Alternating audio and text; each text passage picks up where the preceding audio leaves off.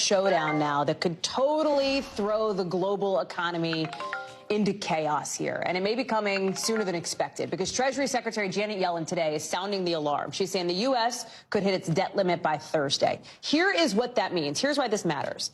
It would mean that the government couldn't actually issue debt anymore. They'd basically run out of cash for programs that exist. Social Security, federal salaries like the military, veterans benefits. This would also really throw a wrench into global markets. It could send interest rates even higher. So Yellen is telling the House Speaker, Kevin McCarthy, here that the Treasury will have to take what she describes as extraordinary measures to avoid a default. And the White House says, hey, raising the limit isn't up for debate. We will not be doing any negotiation over the debt ceiling. It's not and should not be a political football. Garrett Haake is joining us now. So, Garrett, I get that Karine Jean-Pierre says it should not be a political football. It is probably going to end up being a political football, right? The potential for the first big showdown between the House, led by Republicans, and the president. Yeah, absolutely, Hallie. This is going to be a huge battle in the first half of the year because everyone's staking out positions here that are untenable.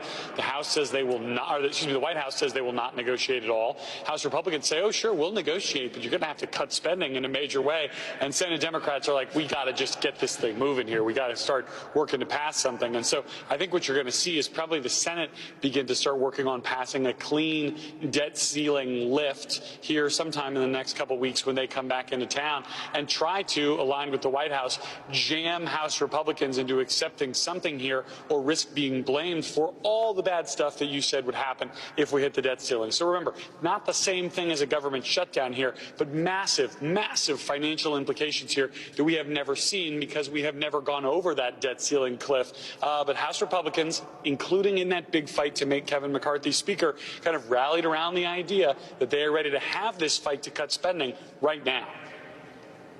Talk about the consequences here, because can I just be real? Like, normal people who don't live and cover Washington every day hear debt limit and you're like, nope, no thank you. I'm going to go change. This matters because there are like real consequences here that matter for, like, if you like money, you will care about this. Yeah, I mean, massive global recession. How's that for putting it in plain English here, right? I mean, the dollar is the reserve currency of the whole world, and it might not be if we go above the debt ceiling. That means U.S.'s credit limit gets downgraded. It's like if your credit limit were so bad you couldn't get a credit card. The problem is your credit card has $31 trillion on it, and that's how you fund everything we do in this country. I mean, the idea that the U.S.'s full faith and credit wasn't honored and that we couldn't meet our obligations.